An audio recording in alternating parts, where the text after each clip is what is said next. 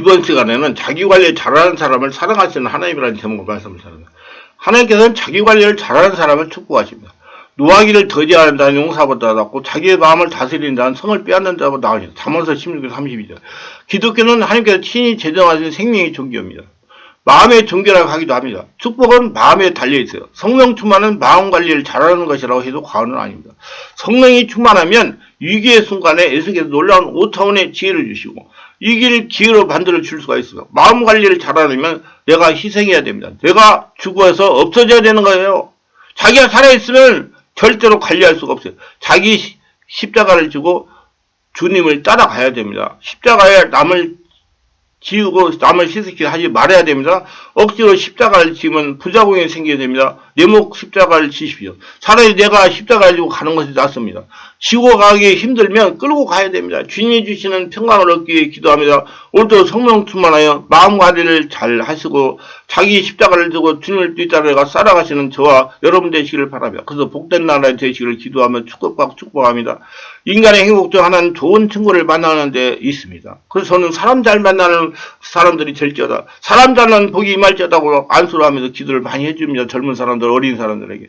사람은 한 사람의 진실한 벗은 1000명의 적이 우리를 불안하게 만드는 그 힘 이상으로 우리를 행복하게 만듭니다. 고통스러운 인생에서 좋은 친구를 만나게 하시고 아름다운 우정을 나눌 수 있는 것은 아주 귀중한 하나님의 선물입니다. 지금 여러분들 곁에는 손을 셀 수 있는 부하와 같은 친구가 얼마나 있습니까? 조건 없이 함께 있어줄 수가 있고 마음을 나누고 서로 위로해주고 격려해줄 수 있는 친구가 얼마나 있습니까? 예수께서 우리를 친구로 삼으시겠다고 했는데 친구로 삼게 되는 귀신의 종이었습니다.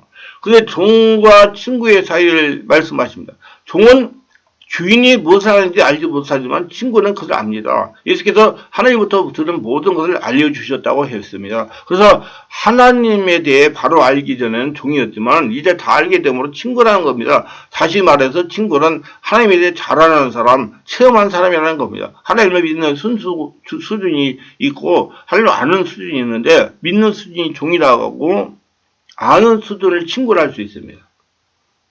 믿는 수준에만 머물러 있는 사람은 친구가 될 수 없습니다. 우리가 아직 하나님을 온전히 알지 못합니다. 계속 지금 알고 깨달아가고 있어요. 그러면 우리는 아직 하나님의 친구가 아닙니다. 하지만 믿는 수준을 넘어 아는 수준을 가겠다고 결심한 사람은 하나님의 친구입니다. 바벨론 연합군이 유다를 침범하여 주전 597년에 1만 명이 포로로 끌려왔는데 거기에는 다니엘과 사닥, 메삭과 아벳노가 있었습니다.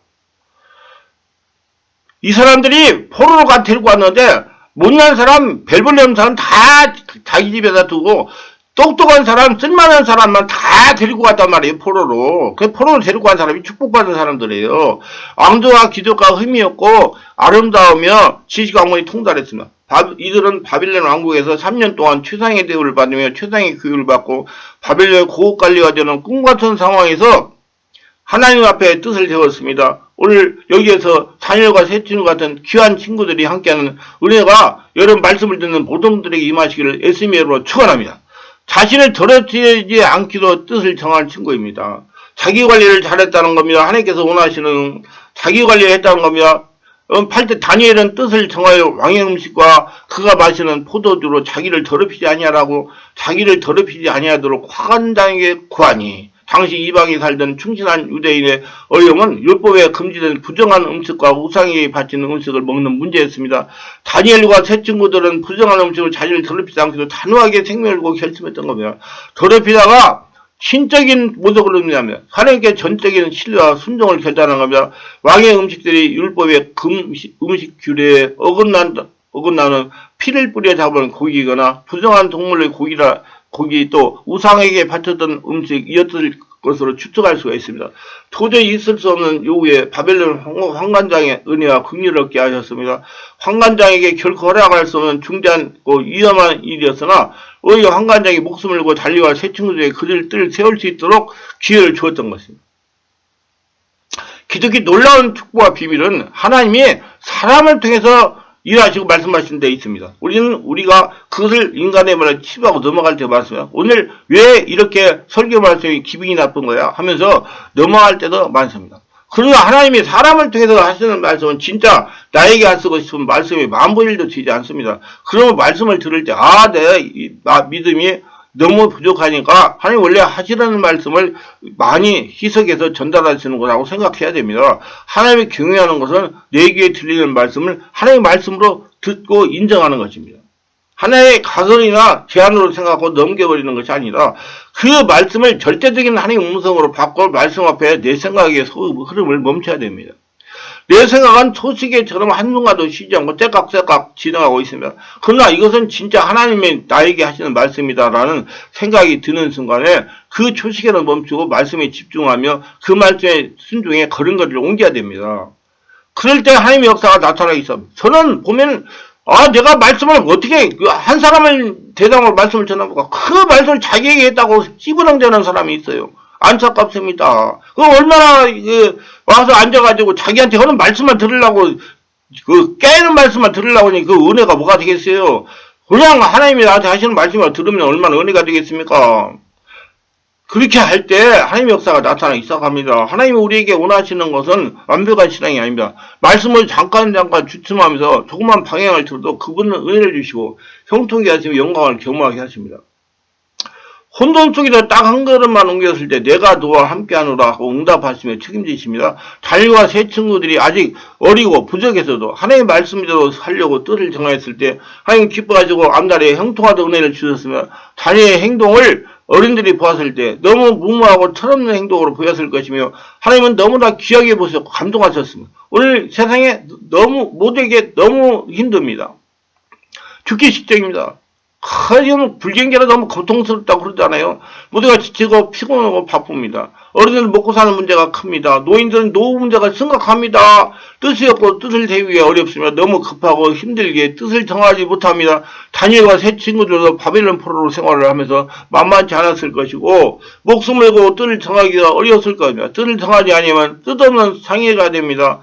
우리 모두 어렵고 힘든 세상이지만 부모와 자녀들이 하나님 앞에 뜻을 정하여 자신을 더럽히지 아니하는 청결한 삶과 신앙을 유지하는 성도들이 다 되시기를 주 예수 이름으로 축원드립니다. 뜻을 정하는 친구를 더 좋아지게 하시는 하나님이십니다. 자기 몸을 우상 숭배의 음식으로 채우지 않기를 뜻을 세웠습니다. 왕의 진미를 먹지 않겠다고 각오를 단단하게 합니다.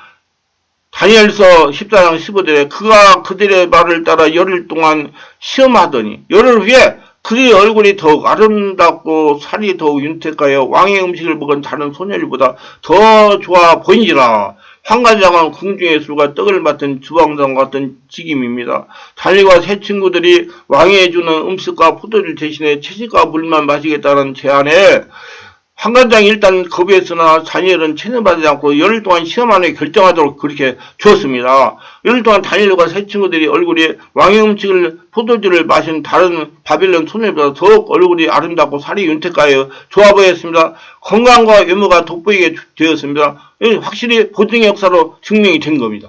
신앙으로 뜻을 정하여 채식을 하면서도 마음의 안정을 가진 자의 얼굴에 육식을 하면서 불안을 품고 사는 자보다 더 건강하고 아름답다는 것이 확실한 증명이 되었습니다. 그는 한 사람이 아닌 네 사람 모두에게 공통적으로 나타난 증거로 환관장을 부인할 수도 없고 거절할 수도 없었습니다. 일반 상식을 완전히 뒤덮은 경이로운 사건이었습니다. 감독관은 상관인 환관장에게 허락을 받았을 것이고 환관장은 왕의 허락을 받았을 것입니다. 여호와의 신앙에 고수하고 뜻을 정하여 자신을 더럽히지 않았던 다니엘과 세 친구들의 승리가 굳어졌습니다. 누구도 상상할 수 없는 믿음의 승리였습니다. 하나님의 역사이며 승리인 것입니다. 이런 믿음의 체험적인 신앙이 있었던 소년들이었습니다. 믿음의 어른이며 제장부들이며 초췌하여란 말과 극단적인 대조를 말이며 다니엘과 세 친구들은 하나님의 은혜로 건강하고 안색이 좋았으므로 자신들의 신앙을 따라 왕의 짐을 먹지 않도록 허락을 지었습니다. 뜻을 정하는 일은 큰 대가를 치르는 일이지만 대가 이상의 열매와 결과를 얻게 됩니다. 어떤 뜻도 정하지 않고 어떤 대가도 지불하지 않으면 아무것도 없고 아무것도 아닌 인생의 뜻이 됩니다. 뜻을 정하여 자신을 더럽히지 아니한 다니엘과 세 친구들처럼 하나님께서 여러분의 가정과 자녀와 검사에 더욱 아름답고 윤태가 좋아지는 은혜가 충만하시기를 주 예수 이름으로 축원드립니다. 뜻을 정한 친구들은 10배나 뛰어나게 하시는 하나님이십니다. 왕이 그들에게 모든 일을 묻는 자 중에 지혜와 총명의 온 나라의 박수와 술객보다 10배나 나은 줄 아니라 하나님이 다니엘과 새 친구들과 학문과 서적을 깨닫게 하시고 지혜를 주셨고 다니는 환상과 꿈과를 깨달아 알게 했습니다. 3년간 교육을 받으니 놀라운 지적 성장을 있었습니다. 영적 성장이 있었습니다. 하나님의 은혜로 얻어진 것입니다. 교육을 끝낸 그들은 왕의 부름을 받고 비로소 느부갓네살 왕을 배회한 것입니다. 왕은 교육받은 소년들에게 여러 가지 질문을 했는데 다니엘과 새 친구들 같은 지혜로운 소년들이 없었던 겁니다. 비교가 됐던 거예요. 소년들뿐만 아니라 온 나라 박수와 술객보다 10배나 나았다고 했습니다. 10은 만수이므로 이들의 지혜와 총명이 비교되지 않았던 것을 뜻합니다. 박수와 술객들은 바벨론의 모든 학문과 지혜를 대표하는 관료교육을 일컫는 것입니다. 다니엘은 재임기간에 이스라엘 바벨론 포로기간과 동일한 70년간 관료 재임기간임을 말하고 있습니다. 다니엘의 비애의 실패 기쁨이 이스라엘 역사와 동일한 맥락에서 이해되며 하나님의 백성의 궁극적인 승리를 암시하고 있습니다. 하나님의 책임지기 비교할 수 없이 뛰어나게 하심을 보여주고 있습니다. 오늘 말씀 나라를 잃고 포로로 잡혀간 한 청년이 하나님 앞에서 신앙을 결단하여 제국의 총리까지 오르는 성공적인 삶을 살았다는 신앙의 영웅의 이 얘기입니다. BC 605년 바벨론 느부갓네살 왕이 1차로 유다에 침입했을 때 유다 족속 중에 귀족의 자녀를 똑똑한 아이들을 포로로 잡아갔습니다. 똑똑한 사람들을 잡아갔어요. 다니엘은 남유다 왕국의 귀족 자손의 느부갓네살 왕에게 발탁이 되어 바벨론 왕국에서 3년 동안 교육을 받게 되어 다니엘은 자기 몸을 더럽히고 뜻을 정해서 그래서 하나님께서 그 사람을 높여 쓰시고 지혜롭게 하시고 모든 거기 나라의 사람들과 지혜롭게 해서 승리하게 만들어 주신 것입니다. 말씀이 유익하셨다면 구독, 좋아요를 부탁합니다. 제가 설교하여 동영상을 제작 유튜브에 올려 많은 사람에게 전파하는데 큰 힘이 됩니다.